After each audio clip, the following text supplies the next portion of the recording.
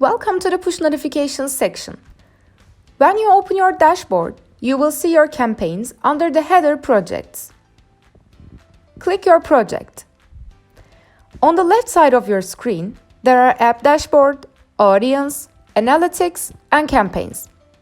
Go to the campaigns. The first campaign title is Rich Push Notifications.